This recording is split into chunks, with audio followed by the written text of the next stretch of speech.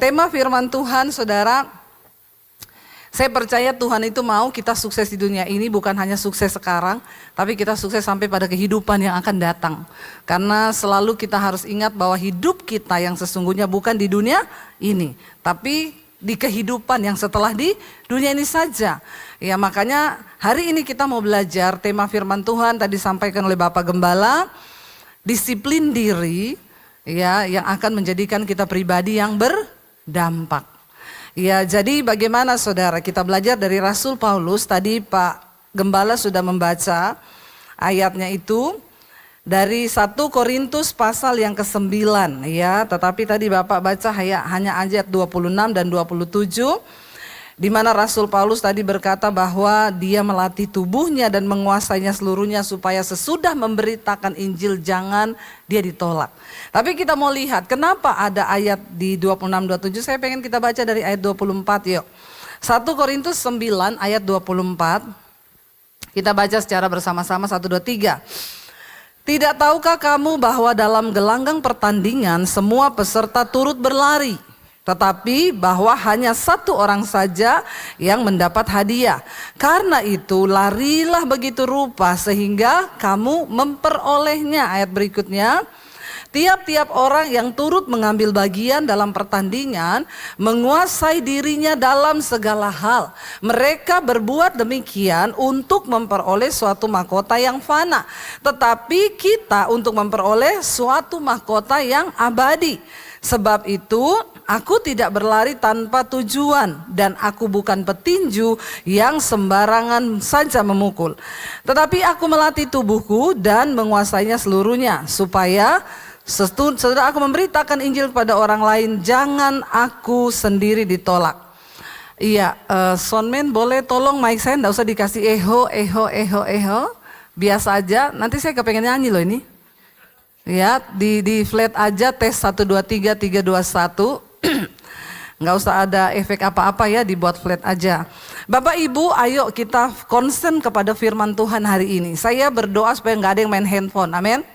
Itu handphone ditaruh dulu, jangan lagi dengar khotbah terus lihat Instagram, ya lihat apa. Kita mau fokus mendengar firman. Karena kalau saudara beribadah setiap hari Minggu tok tidak cukup, imanmu mati. Ya sudah gitu datang ke gereja main handphone lagi. Tidak usah saja ke gereja, keluar saja kalau nggak mau dengar firman, amin. Ya nggak usah sekarang yang enak-enak ya. Ini udah mau akhir zaman, udah mau kiamat.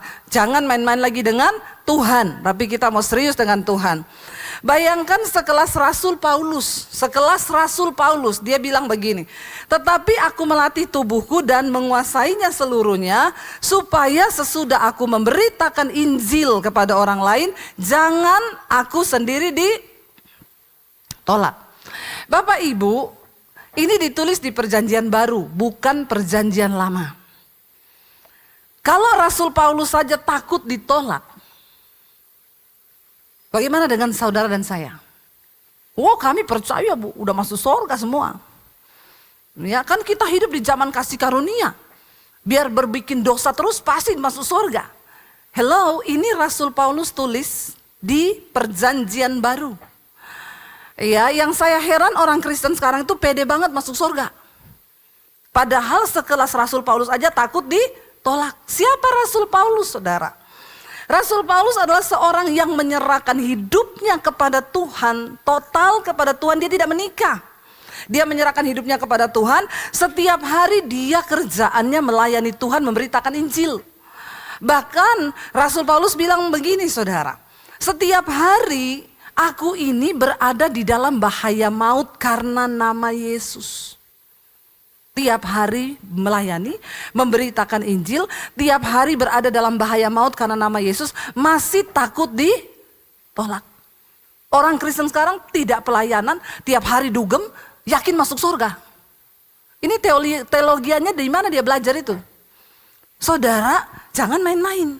Rasul Paulus bilang, aku setiap hari berada di dalam bahaya maut karena nama Yesus. Kita tiap hari berada dalam bahaya maut karena apa? Pinjol Bu.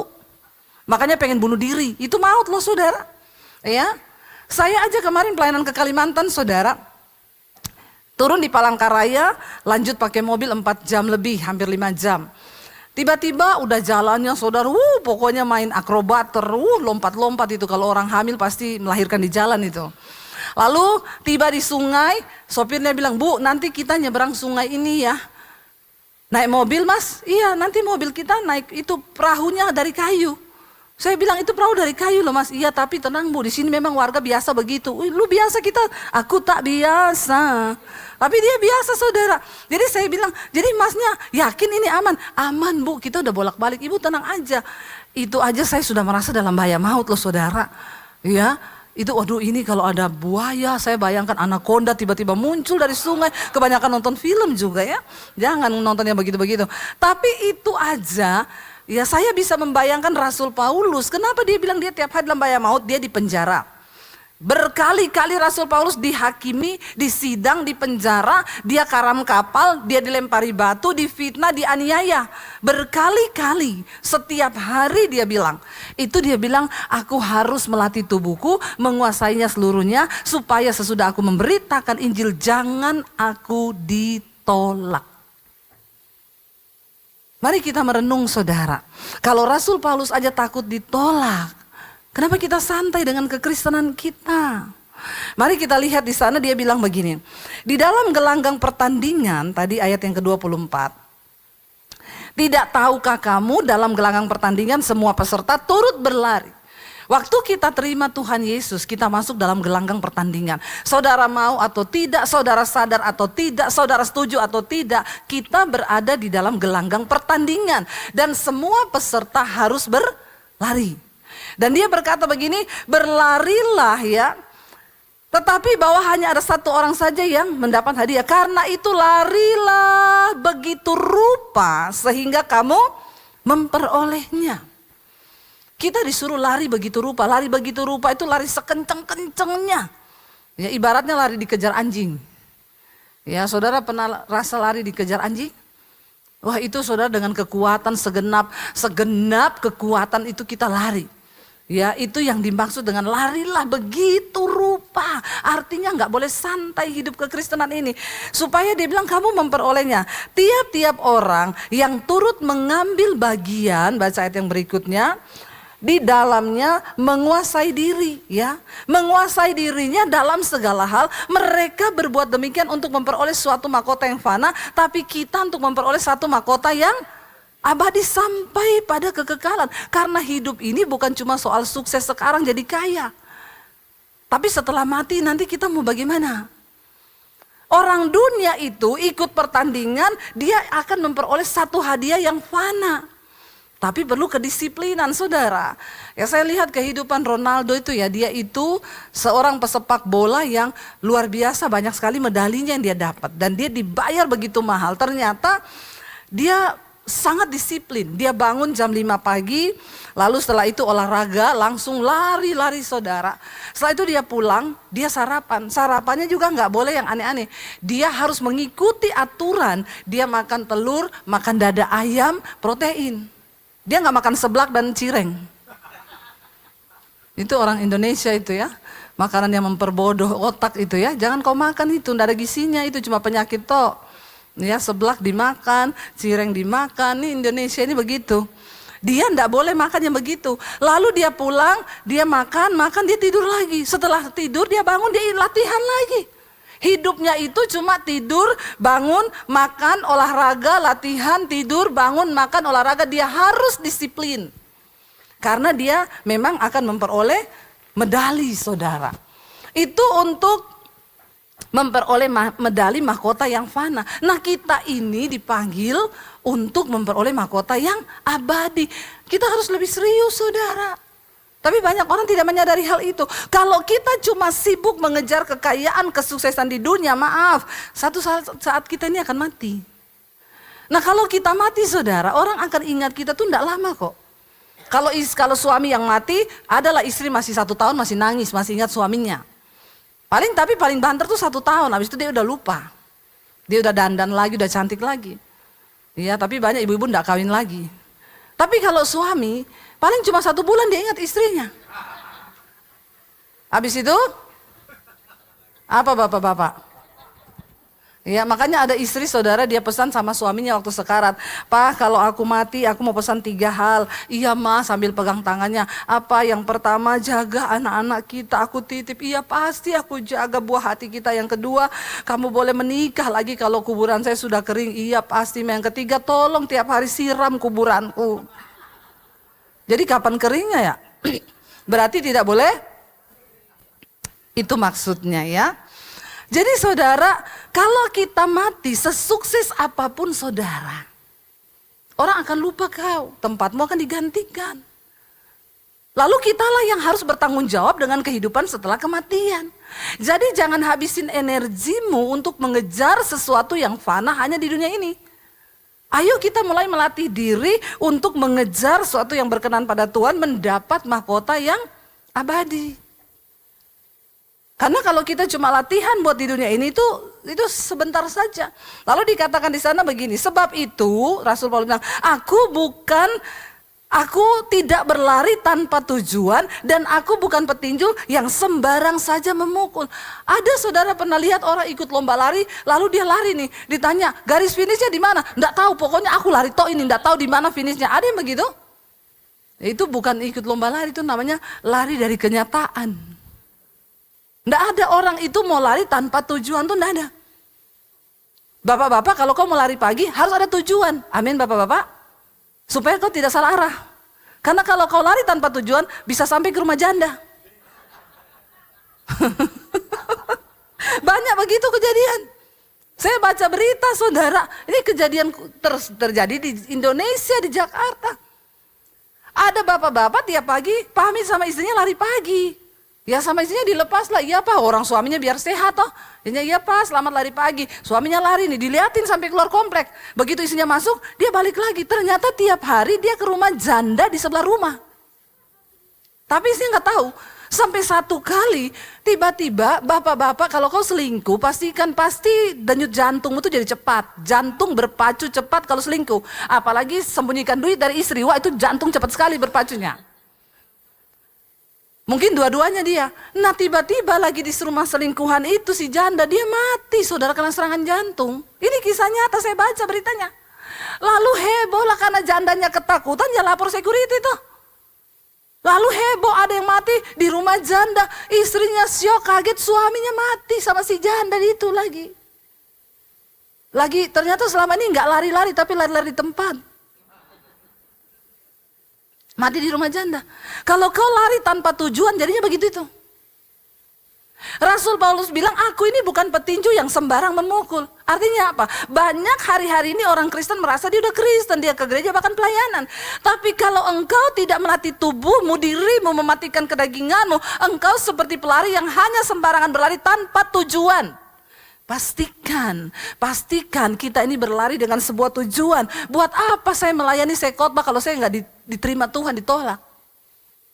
Jadi saya yang pertama kali harus belajar melakukan apa yang saya khotbahkan. Amin. Buat apa kita melayani kalau kita nggak jadi pelaku firman? Buat apa saudara ke gereja kalau saudara nggak berusaha untuk lari begitu rupa melakukan firman Tuhan? Itu nggak mudah. Iya, nggak mudah saudara. Tapi kita harus lakukan itu. Sehingga Rasul Paulus bilang, aku enggak mau jadi petinju yang sembarangan memukul. Enggak ada petinju, saudara bayangkan kalau ada petinju, lawannya di depan, dia mukulnya ke samping yang kena wasit. Malah di DO dia enggak boleh bertanding. Kalau dia mukul enggak kena sasaran, kehabisan tenaga, capek. Bisa mati di tengah jalan. Ayo kita jadi orang Kristen. Jangan jadi Kristen yang cuma sembarang memukul, lari tanpa tujuan di hidup ini. Sadarilah ada satu tujuan pasti adalah kekekalan menerima mahkota yang abadi kata Rasul Paulus. Makanya ayo disiplinkan diri kita untuk berdampak. Saudara seringkali kita bertanya berdampak itu seperti apa? Jangan buru-buru ngomong hidup kita ini berdampak bagi Tuhan. Kalau engkau belum berdampak bagi dirimu sendiri, kau tidak berdampak bagi keluargamu, bagi orang lain, maka kau tidak mungkin berdampak bagi Tuhan sekalipun kau pelayanan siang malam. Amin. Ayo, sebagai anak, ayo berdampak bagi dirimu sendiri dulu. Kalau orang itu sudah berdampak bagi dirinya sendiri, dia pasti akan berdampak bagi orang lain. Dan kalau kita sudah berdampak bagi orang lain, baru kita bisa disebut berdampak bagi Tuhan. Jangan bilang, oh saya tiap hari pelayanan, Bu, tiap hari Minggu pelayanan. Tapi di rumah kau jadi batu sandungan. Malas, ya utang gak bayar. Kepahitan. Ini kita harus serius dengan Tuhan. Pelayanan tapi bersinah, pelayanan dugem. Sekarang masih banyak loh anak-anak muda ini dugem. Uang pas-pasan. Ya, gaji 4 juta. Pergi berdugem, saudara. Otakmu di mana? Kau tuh Kristen. Satu kali ada anak muda yang ngomong ke saya, mereka ini di grup WA lagi membahas peristiwa di Glodok itu yang kebakaran. Jadi mereka bilang, iya yang ngeri banget kalau lihat teriakan mereka di video itu, mereka gak sempat meloloskan diri, mati dalam kepungan asap terbakar. Lalu di grup itu dia tanya, jadi guys kesimpulan kalian apa hikmahnya? Lalu temennya jawab, ya kalau gitu kita dugem cari yang agak baru. Supaya nggak mudah terbakar, kita cari yang listriknya itu bagus dan pastikan kamu tahu exit door-nya, pintu keluar. Jadi kalau ada apa-apa, kamu bisa lari. Mengerikan orang-orang begini, saudara. Hikmahnya adalah cari tempat dugem yang lebih baru. Orang tidak menghormati Tuhan.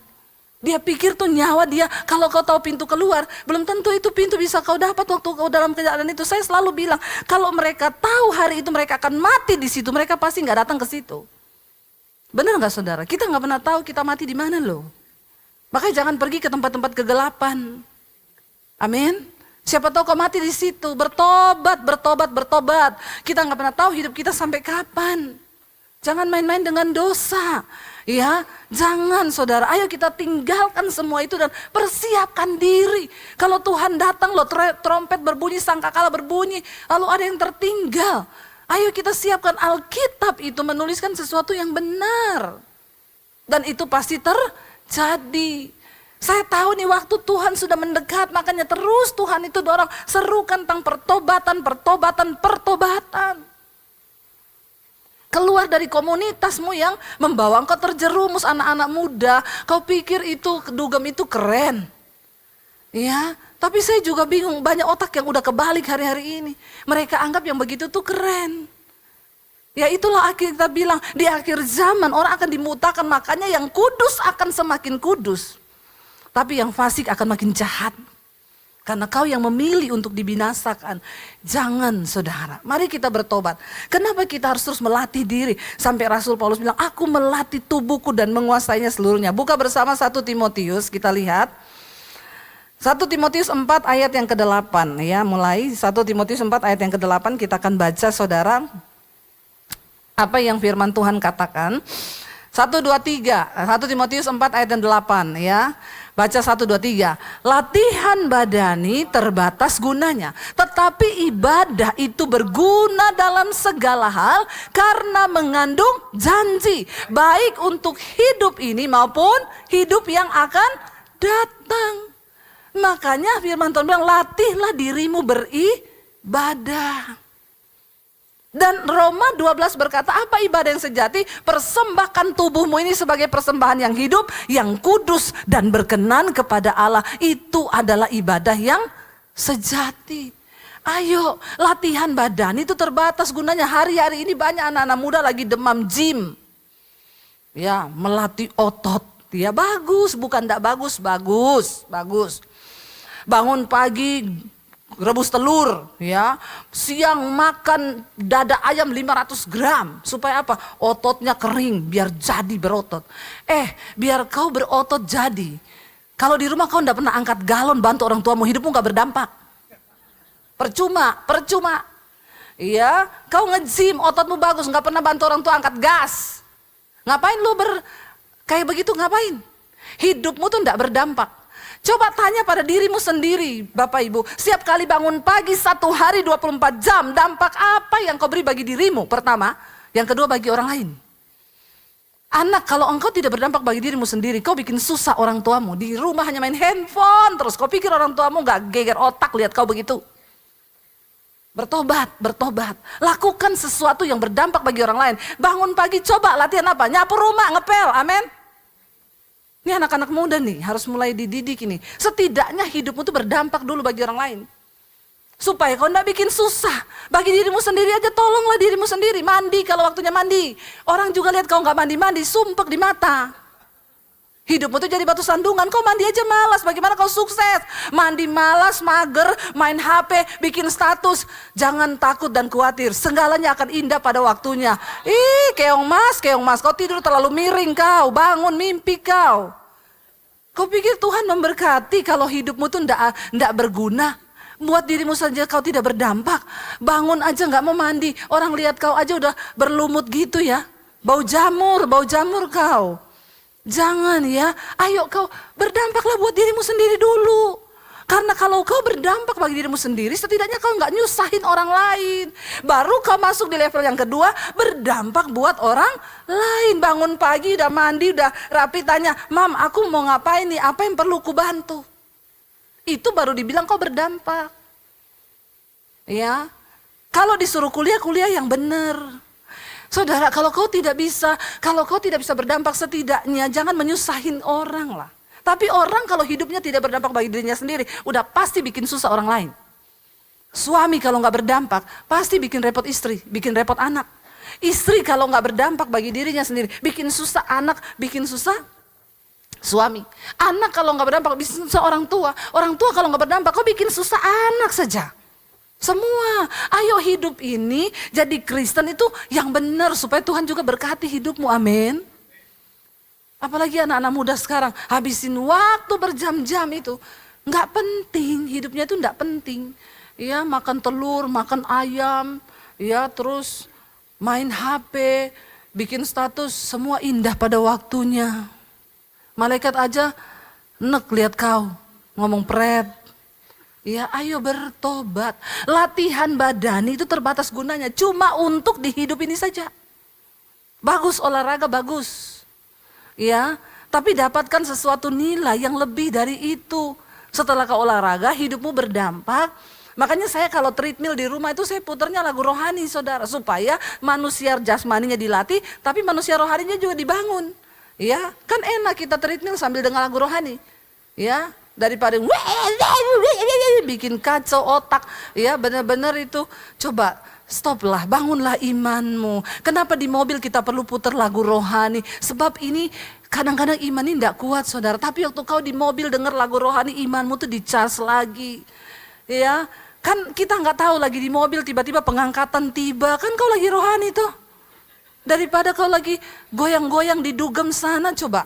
Ya nggak ada yang tahu hidup ini, kita nggak pernah tahu. Ayo hormati Tuhan. Latihan badani terbatas gunanya, tapi ibadah itu berguna dan mengandung janji.